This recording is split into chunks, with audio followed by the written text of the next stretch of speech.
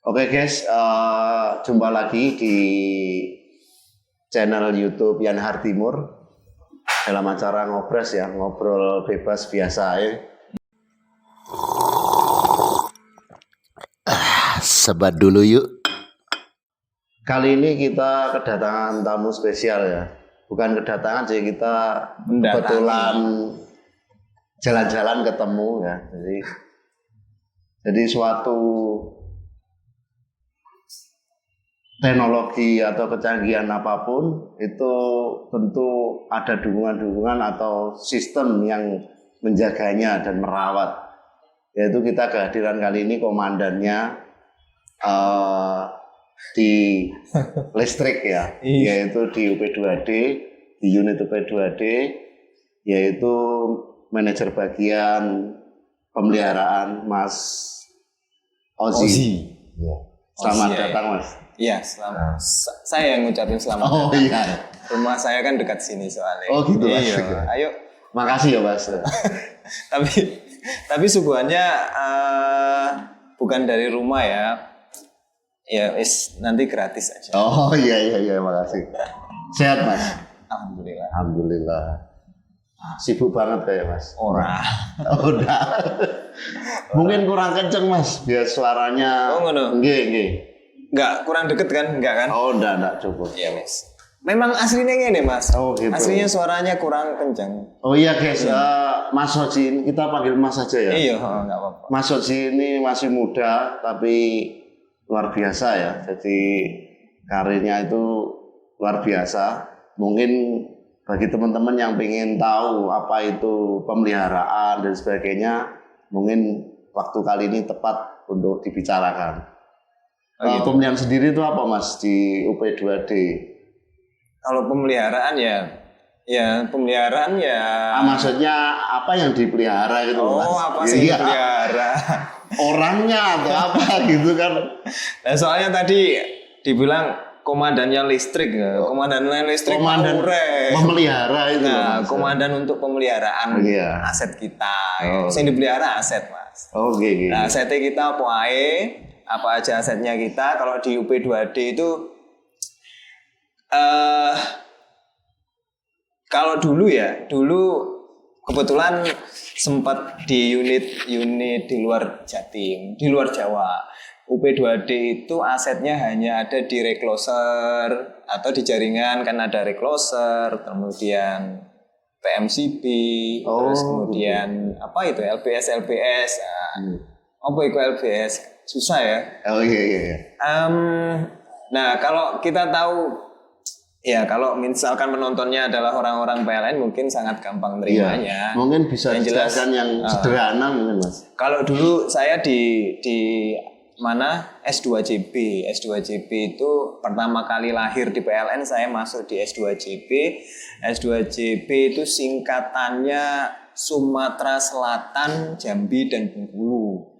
Saya belajar listrik di sana karena dulu kuliah bukan di listrik terus gitu. Bukan. Kuliah di mana Mas dulu Mas? Di PENS ITS. Elektronika bukan di listrik sebenarnya. Tapi kan juga mampu didik lah. Iya, mampu didik. Tapi mungkin salah jurusan aja dulu waktu masuk PLN. Harusnya saya masuk di SCADA, ya. Kalau sekarang di sini kan fasilitas operasi ya. Di SCADA, nah di sana dulu nyasar saya ditarik sama ada bos saya baik hati banget namanya Pak Anton. Banyak nama Anton sebenarnya. Tapi ini asli Palembang, Pak Anton. Pak Anton Sugiarto. Memang orangnya alhamdulillah kaya memang. Guru lah ya. Iya, guru. Beliau pulang dari Jerman ya, kebetulan saya baru masuk pulang dari Jerman langsung OJT dikawal sama beliau.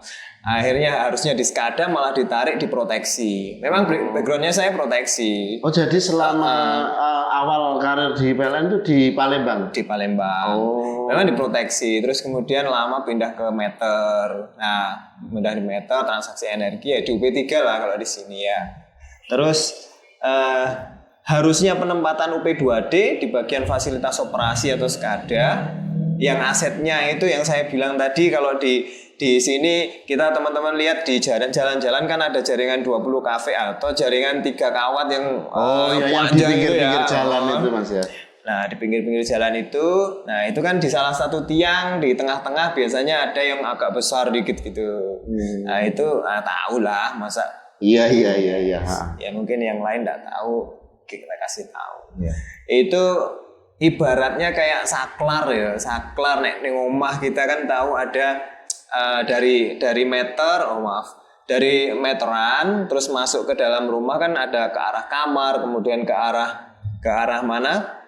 Ke arah dapur, ke arah ruang tamu. Lah itu di situ kan lampunya di ruang tamu ada saklar itu tadi. Istilahnya pemutusnya. Istilahnya pemutusnya. Ya mungkin bahasa sederhananya LBS atau recloser itu tadi ya kayak gitu. Oh, kayak gitu.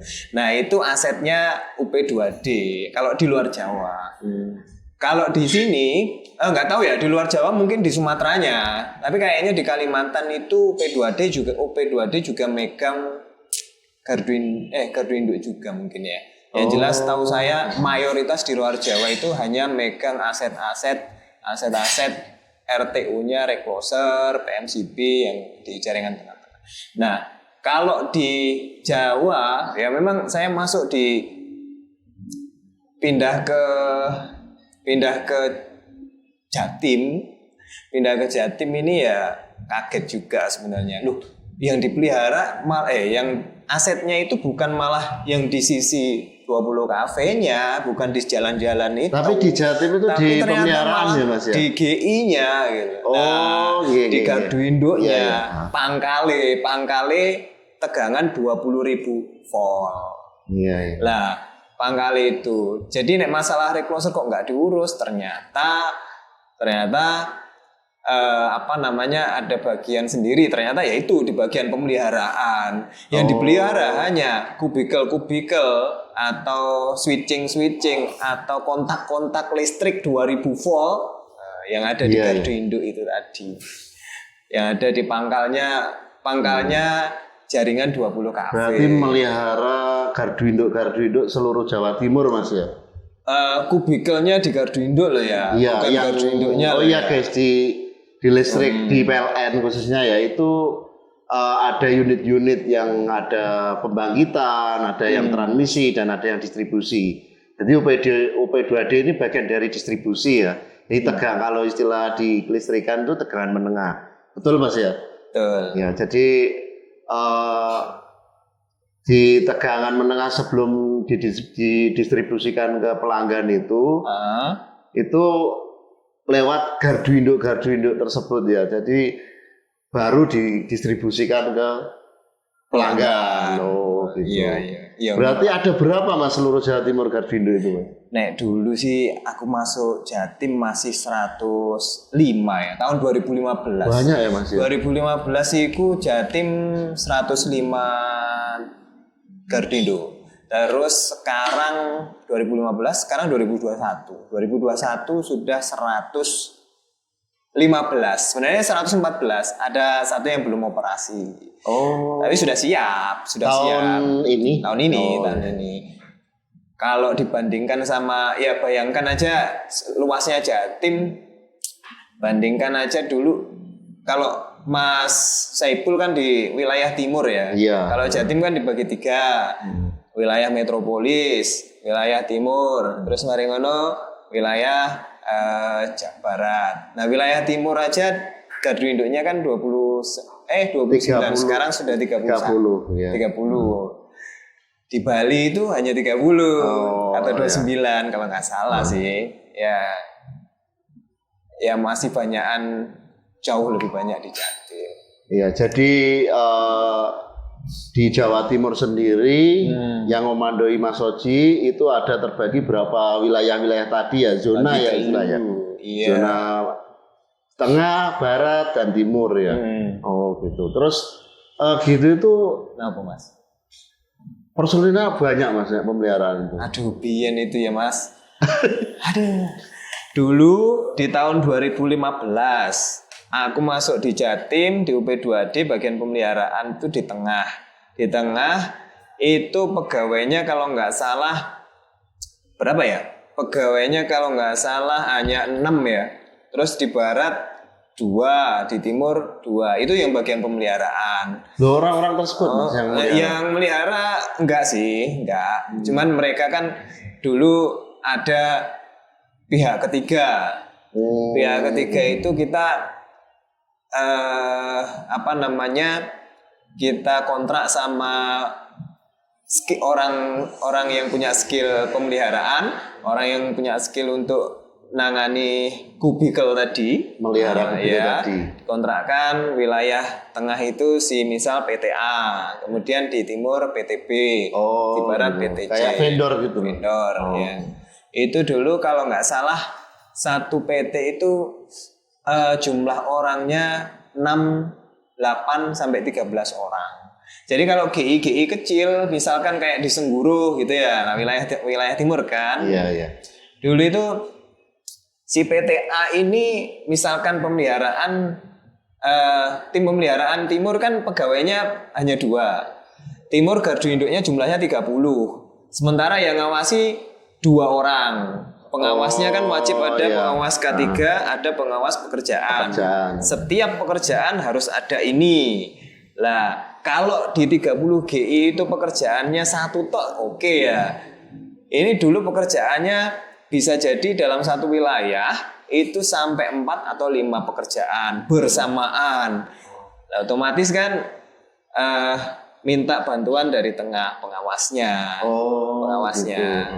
Nah, pengawasnya minta bantuan dari tengah, ya saya herannya itu kalau dulu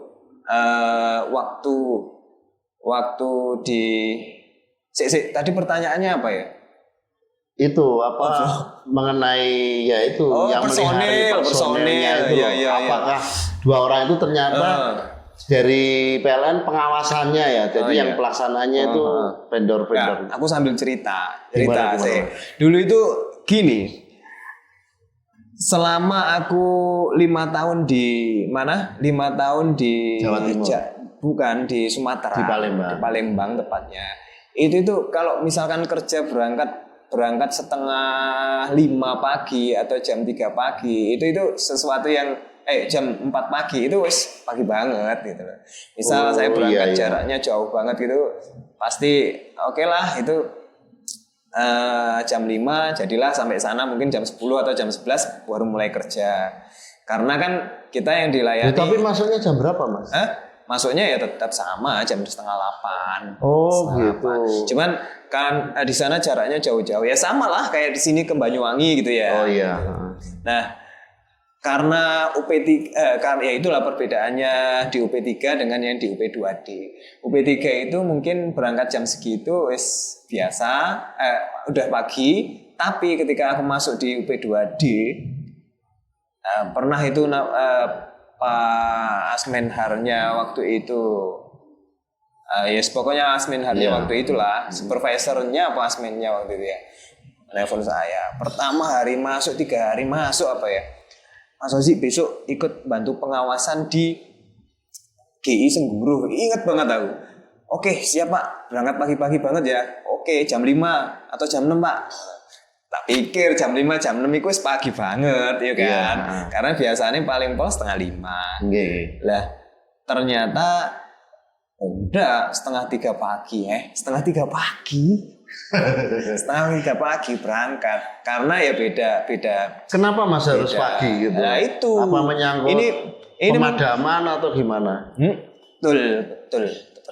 Kita nyangkut pemadaman. Nah itulah bedanya di UP3 dengan yang di UP2D. Makanya kita kadang ini sawang sinawang. Orang-orang UP3 ngelihat UP2D ini kerjanya apa? Cuman kayak gitu-gitu aja loh, gitu kan.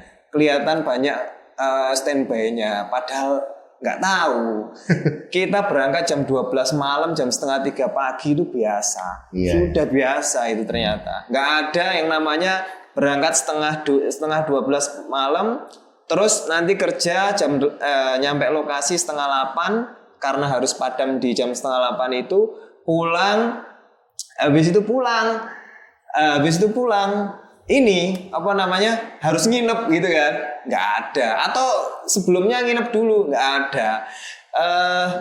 Mungkin kalau di unit-unit lain seperti ya unit non P2D ya berangkat nginep dulu gitu ya, atau mau rapat nginep dulu, atau setelahnya nginep dulu. Anda ada. Kita enggak ya. Kita berangkat pagi kan ya, Mas Saiful merasakan lah. Lebih baik besoknya kerja lagi kan. Lebih baik tidur di mobil atau tidur di GI, ya enggak? Iya. Biasa. Nah kayak gitu mungkin UP3 atau unit-unit lain akan pasti, kalaupun pernah terjun ke sini ya pasti akan merasakan. Oh ternyata sama-sama beratnya ya.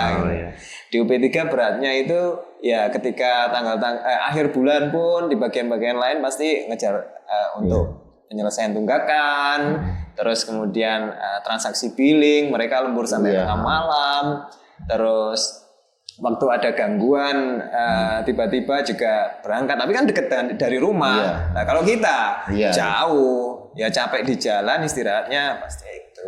Ya itulah intinya suka dukanya sama, kita semua kerjanya di PLN ya saling menghormati, saling membantu, nggak usah saling merasa iri. Gitu.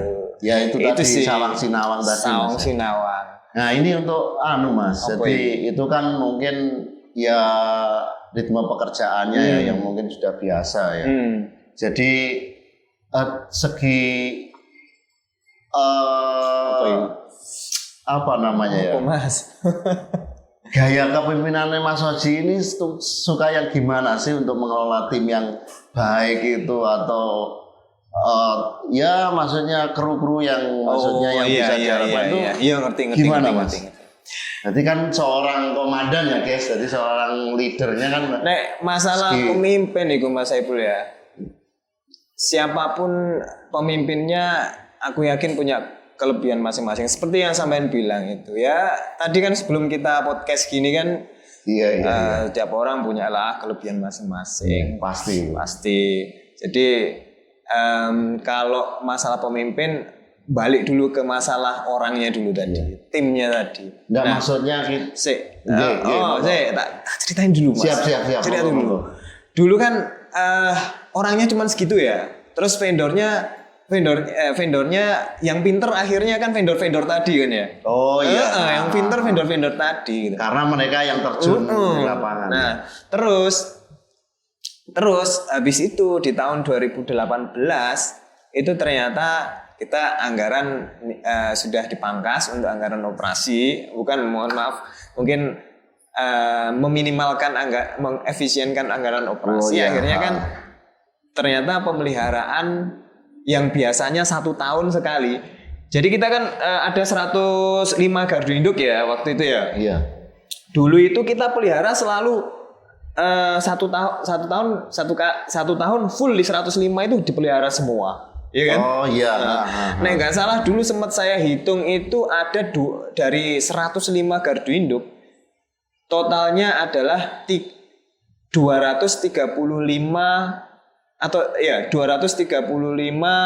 trafo. 235 trafo. Jadi bingung ya trafo ya. Ya wes pokoknya dalam satu gardu induk bisa jadi 1 trafo. Nyuplai ke sana. Trafo itu ngubah dari tegangan yang lebih besar ke yang lebih kecil. Nah, di gardu induk itu tadi ada satu gardu induk yang kecil-kecil kayak di luar kota itu 1. Nah, terus kemudian ngeladrah kemana-mana nggak apa-apa ya. Nggak masalah. Bebas lah. Nah, mari ngono, ada yang di kota-kota kayak dekat sini, ini GI Wonorejo nih, dekat rumah saya ini. GI Wonorejo ini dia ada 2 trafo. 3 trafo. Jadi kalau tadi 105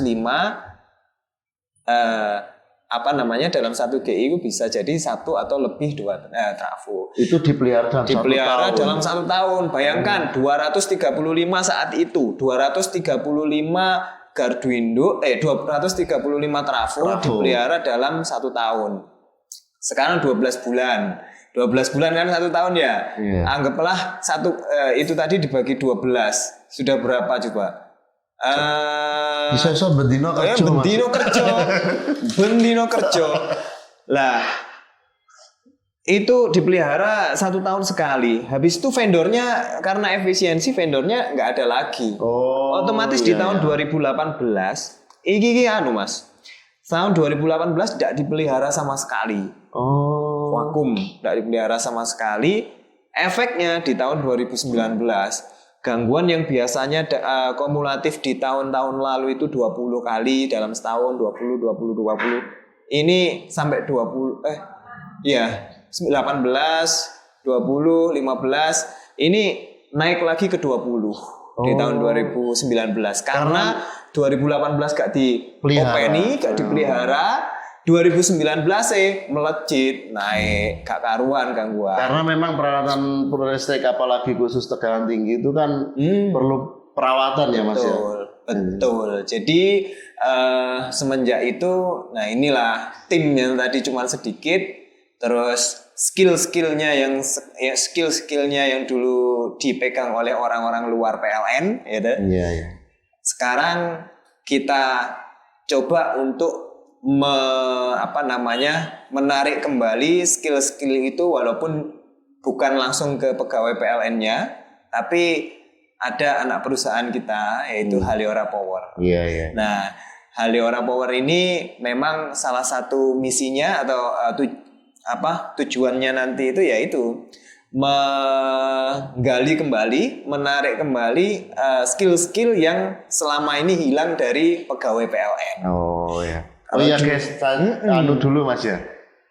Sebetulnya apa itu?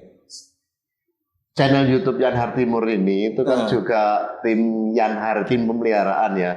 Yaitu di bawah bendera PT Haliora yang dijelaskan Mas Oji tadi guys. Jadi sebetulnya Mas Oji ini juga secara tidak langsung itu bos besar saya gitu. Jadi ya rada gak penak iki. Maaf loh Mas ya, kalau maksud saya kan teman-teman ini kan perlu misalkan ada petua atau istilahnya mulai tahun 2018 Mas. 2018 ya 3 tahun ini ya. Jadi kita usianya mau 3 tahun guys ya. 3 tahun. Jadi khusus Yanhar ini pelayanan pemeliharaan dari timur, zona timur, yaitu meliputi wilayah-wilayah Pasuruan, Malang dan sampai ujung timur Pulau Jawa. Jadi sampai Banyuwangi.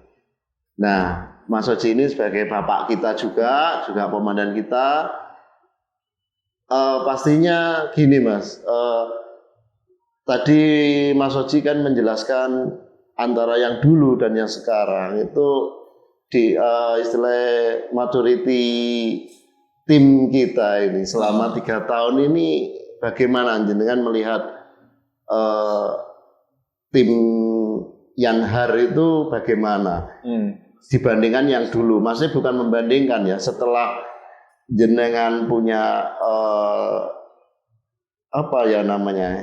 ide tadi untuk memanage itu memang yang ngeramu Mas Oji. Iya. Akhirnya ya seperti ini gitu loh. Nah, jadi, gimana lanjut Mas? Oke.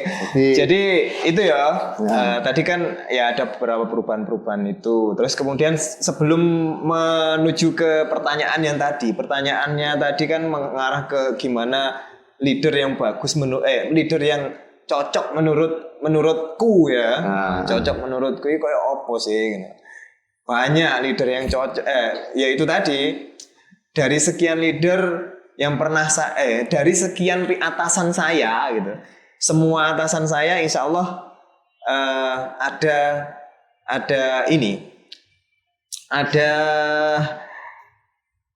yang ya itu tadi ada kelebihannya masing-masing. Dulu yang pertama mungkin saya baru masuk dengan leader yang pertama itu saya diajarkan jadi orang yang workaholic sampai jam 1 malam di kantor, kemudian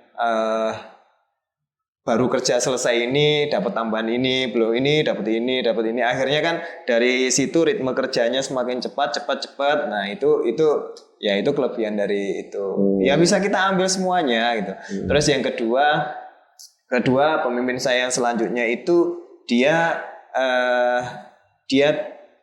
orangnya tegas ya, tegas dan apa namanya terstruktur banget. Dari situ saya bisa ngambil kesimpulan yaitu nanti yang tadinya gerusa-gerusu saya belajar dengan gerusa-gerusu dengan peralihan pimpinan yang tadi ternyata jadi gerusa-gerusu cepat juga harus sesuai dengan terstruktur tadi. Dan sampai aku sebelum pindah itu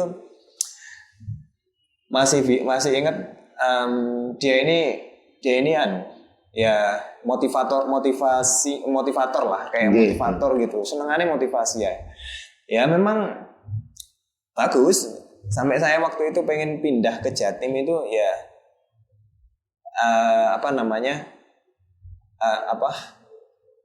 waktu itu disuruh berkarir di sana. Khawatirnya nanti kalau pindah jadi nggak bisa apa-apa, pindah bagian nggak bisa apa-apa gitu kan. Dia bilangnya cuma gini, emas itu ditaruh di mana aja pasti akan tetap jadi emas. Emas mau ditaruh di sampah aja pasti ketemu orang jadi tetap itu emas. Gitu. Meskipun ditaruh lumpur pun ya. Lumpur tetap akan jadi emas. Akhirnya jadi Mas Oji ya. Nah, makanya itu. Ternyata aku berusaha seperti apapun, bukan aku. Cuma dianya nunjuk ke aku. Tapi aku nggak merasa itu aku saja nih. Lah mari ngono. Karena aku di sana sudah mau diambil supaya pindah ke rayon waktu itu kan. Supaya pindah ke rayon, aku berusaha untuk menutupi diri supaya nggak pindah ke rayon, supaya bisa pindah Jatim maksudnya gitu. Kalau sudah nanti di sana kan, waduh, nanti jabat di sana, terus kemudian makin sibuk di sana, pengenku balik. Orang tua sendiri. Akhirnya aku pulang. Ya benar ternyata aku berusaha biasa aja gitu. Akhirnya dicomot juga ternyata ketok juga walaupun mau neng lumpur ya ketok. Iya. Lah motivasi kayak gitu itu juga ya masuk akal juga. Terus kemudian pimpinan yang lain lagi itu ya sampai sekarang masih kontak, alhamdulillah baik banget orang. Alhamdulillah. Gitu, menjalin silaturahmi lah Mas ya. Semuanya baik. Yang jelas satu, ketika kita menjadi anak buah atau ketika kita menjadi bawahan ada ini salah satu pesan dari salah satu pimpinan saya juga yang memang saya masih ingat banget. Ketika ada atasan yang salah gitu, jangan diem saja. Ketika ada atasan yang salah, jangan berusaha merasa sok benar, membenarkan dengan aku lebih pinter. Jangan. Sepinter-pinternya kamu pasti pengalamannya lebih banyak pimpinanmu. Ketika ketika atasan salah, kita harus jadi orang yang berusaha membenarkan atasan itu dengan motivasi bukan untuk merasa kita benar atau menjatuhkan dia, tapi berusaha untuk meluruskan supaya atasan kita aman ya, apa istilahnya? Aku dulu pernah ada kata yang pas kok itu, cuman aku lupa. Intinya kita harus berusaha melindungi atasan kita. Gitu. Oh ya, motivasinya kita melindungi atasan kita. Jadi kalau atasan kita salah, bilang sejujurnya, salah Pak. Tapi jangan menggurui dia. Berusaha kita menyelamatkan. Garis bawahnya kita, mungkin gitu. kalau saya tangkap, Mas ya, adab ya atau akhlak ya yang selama etika kerja ya. Iya. Oh ya Mas, ini apa ini? Kebetulan kan akhir-akhir bulan ini kan diperingati Hari Listrik Nasional. Belum selesai. Tadi kan sampean apa ya Mas Saiful ya tadi ya? Ini. Sebetulnya kinerja. Sebetulnya saya ingin tanya tadi itu Mas Oji sebagai pimpinan itu menerapkan yang seperti apa dari banyak guru tadi itu. Gitu maksudnya. Tipikal mahasiswa Soji ini ingin seperti apa sih, bawaannya itu seperti apa? Ternyata tadi di ya wis tak sebutkan iku mau. Pengenku ya ngono iku. Oke.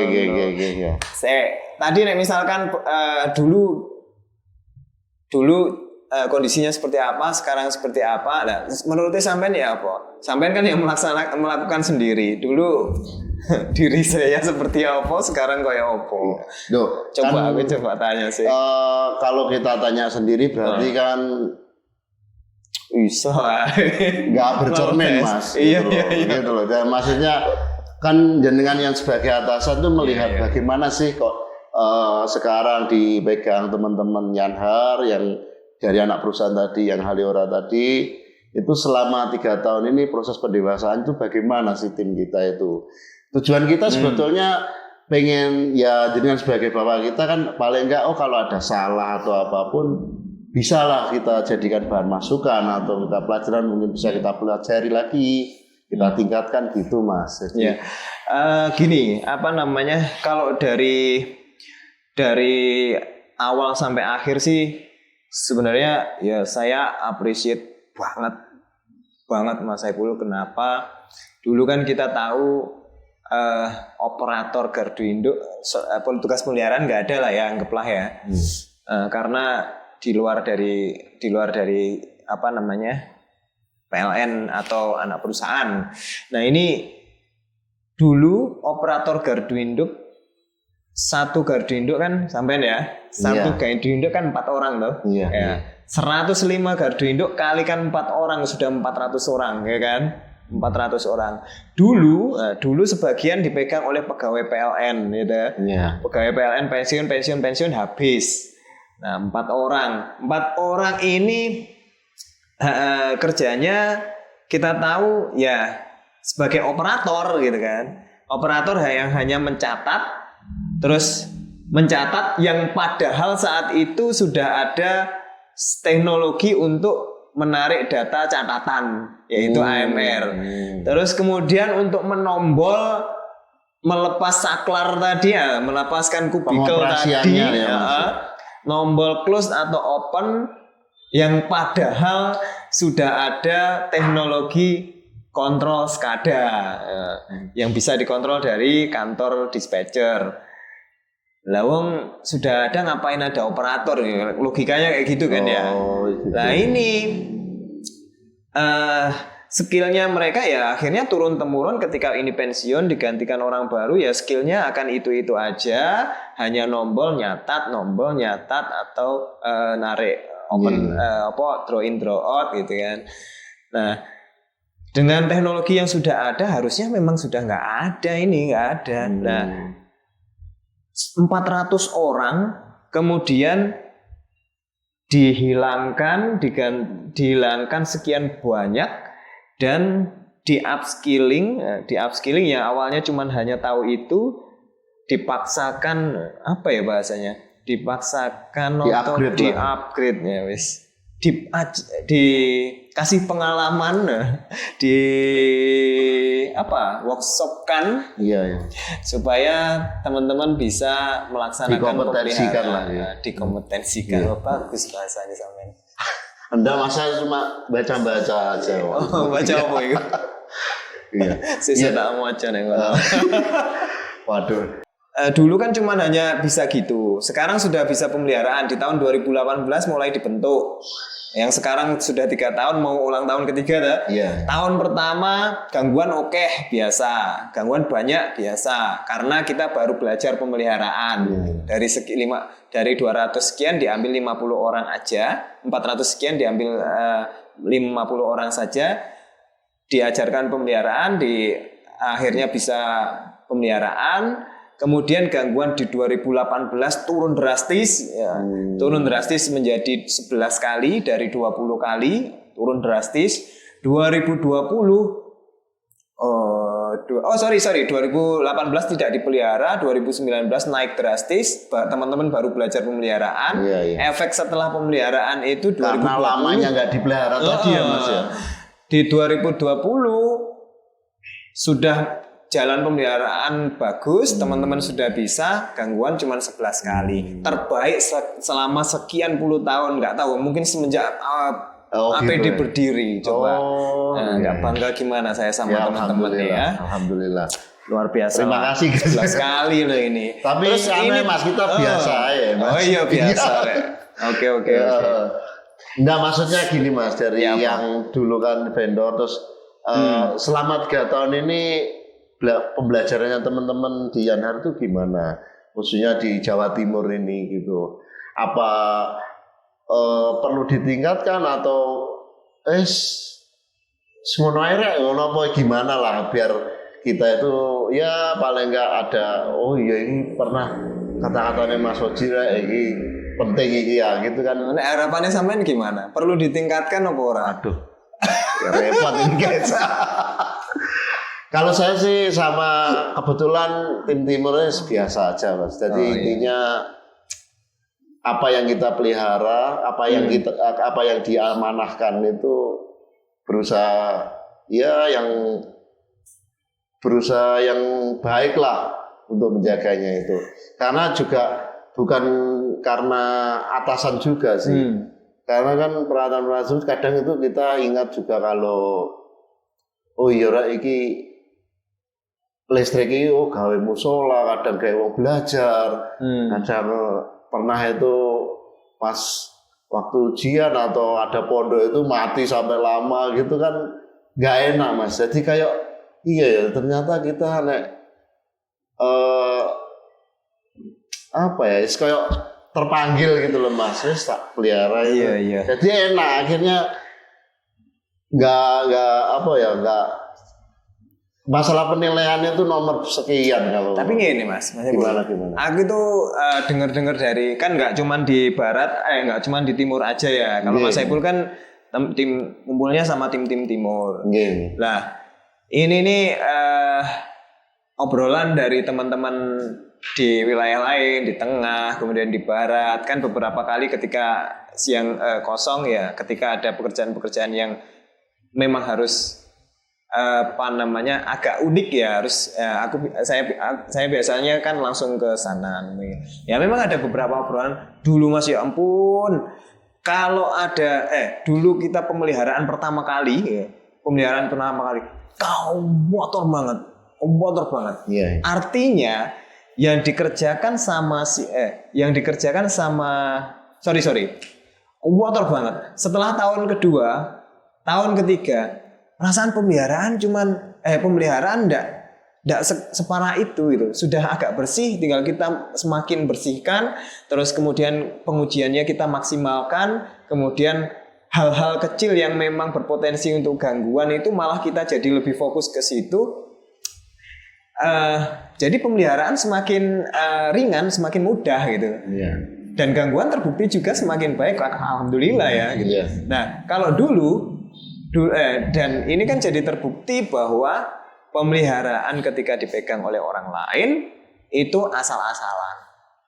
Nah, itu omongan beberapa tim yang lain di tengah, di barat, dan ternyata pemeliharaan pertama kali berat banget Mas. Selain kami juga masih belajar. Yang kedua memang parah sekali. Kubikel parah banget kotornya. Nah itulah mungkin yang penyebab gangguan padam satu kecamatan tok gara-gara hal sepele kayak gitu. Iya. Makanya perlu dipelihara. Nah itu tadi bicara masalah apa tadi Mas? Mengenai perlu ditingkatkan ya tadi perlu ditingkatkan tadi. Nah aku bilang sih sekarang sudah sangat jauh meningkat gitu. Teman-teman yang dulu nggak bisa apa-apa, pemeliharaan juga sudah megang banget, mekanik. Terus proteksi ini yang dulu roadmap kami sebenarnya pengennya setelah dari operator 2018, 2019 nanti belajar pemeliharaan mekanik, 2020 nanti megang-megang sedikit proteksi, 2021 2021 nanti proteksi teman-teman juga sudah bisa megang. Kenapa? Oh, gitu. Harapanku dengan belajar 2 tahun tadi, pemeliharaan sudah bisa gitu ya. Mudah, semakin ringan, bisa pekerjaan yang berat di mekanik tadi ya wes bisa nanti proteksi teman-teman yang biasa awalnya fokus hanya mekanik gitu kan.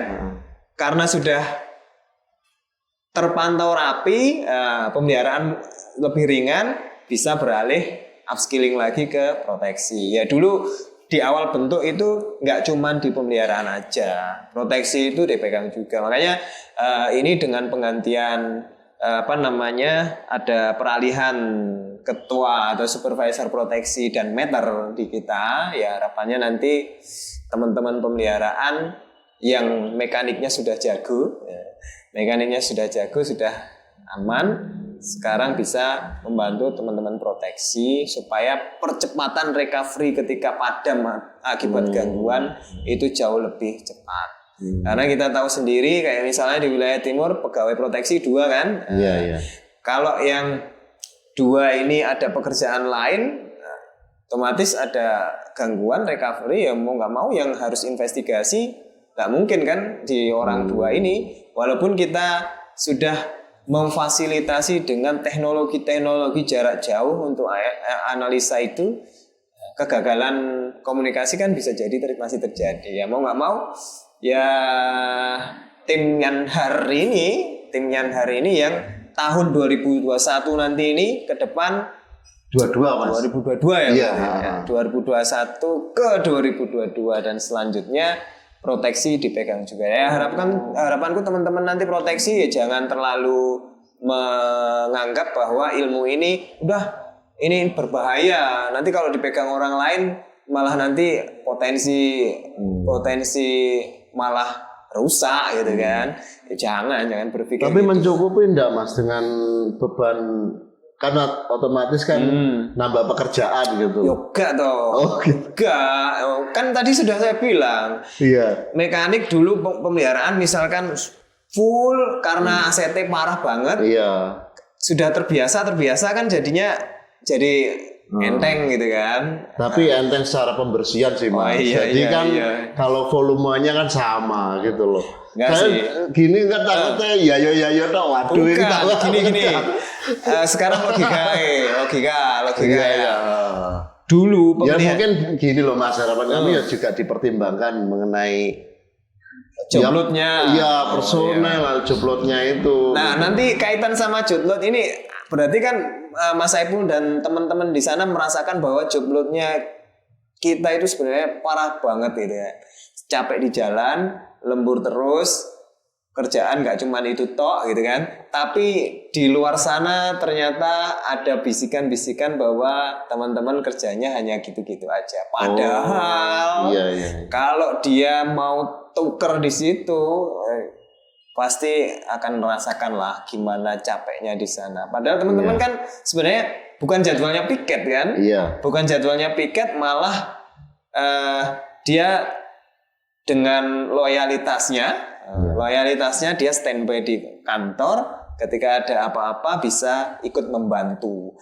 Bukan berarti ada di kantor itu dia sebenarnya kerja tapi nggak ngapa-ngapain, enggak. Iya. Sebenarnya dia malah membantu teman-temannya supaya bisa standby di sana, ada apa-apa berangkat gitu. Iya. Tapi ya kita tahu lah, opo ketokne moto ya sopo jerene wong iku. Ya sebaik-baiknya manusia pasti ada lah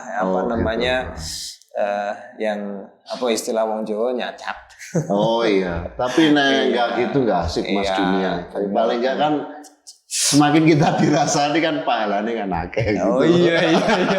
Terus kok nek api kabeh yo bingung Mas kene golek pahala ning ndi. Oh iya. Perlu orang-orang yang buruk-buruk dulu. Yo kecil. Udah Mas bercanda Mas. Loh, ora apa-apa. Jadi maksud saya itu kan nek kita koyo mengatur gitu seolah-olah kan kita menggurui Tuhan. Tuhan itu juga setan jadi ciptaan Tuhan. Maksud izin lah dhewe. Tuhan wis gak perlu setan loh yo. Kasik lah dunia.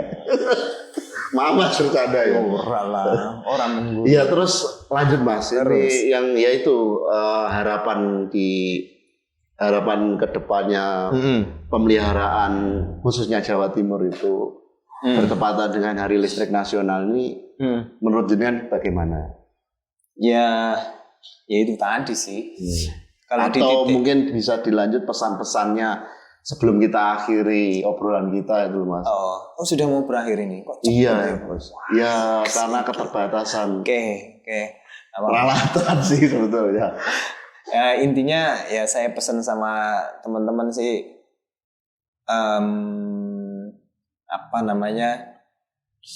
walaupun kita kerja keras, ya capek, tetap di luar sana pasti ya sama yang pembicaraan kita terakhir, pasti ada orang yang bilang nggak bagus ya. Tetap kita nggak perlu kita harus nggak perlu kita harus membela diri. Wah, aku lo kerjanya kayak gini. Suatu saat mereka juga akan tahu sendiri dari orang-orang lain yang sebenarnya tahu pekerjaan kita itu berat, gitu ya. Mereka akan tahu sendiri. Ya, wong apik ning dindinggon pasti akan tahu bahwa dia kebaikan dimanapun pasti akan terlihat kan. Jadi intinya gak perlu ada nunjukkan bahwa adekku pak kerja keras ini, nggak perlu. Ben orang lain bilang apa, yang jelas kita tetap kerja yang lebih baik di tahun 2001 ini. Ya kalau kita dulu tim proteksi memang lagi proteksi dan meter ini lagi banyak-banyaknya. Saya pesan hanya minta dibantu tim proteksi, jangan hanya di pemeliharaan, karena harapannya yang mekanik tadi sudah ngelunyur lah ibaratnya, teman-teman sudah bisa berjalan lancar. Nanti yang proteksi ini kan kita sudah mulai ditugaskan untuk menangani proteksi yang di jaring recloser, PMCB dan lain sebagainya yang di jaringan 20 kV, bahkan di kubikel pelanggan TM. Terus kemudian yaitu pemeliharaan proteksi, upskilling kita ke arah sana. Ya nanti ke depan proteksi dan pemeliharaan kepegang oleh teman-teman.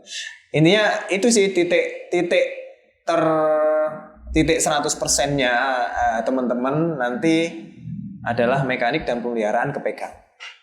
Oh gitu. Selama ini kan baru mekanik kan. Ya. Dari awal dibentuk memang itu tujuannya. Nah ini kan sudah mulai mengarah ke proteksi, teman-teman sudah mulai bisa dipegang.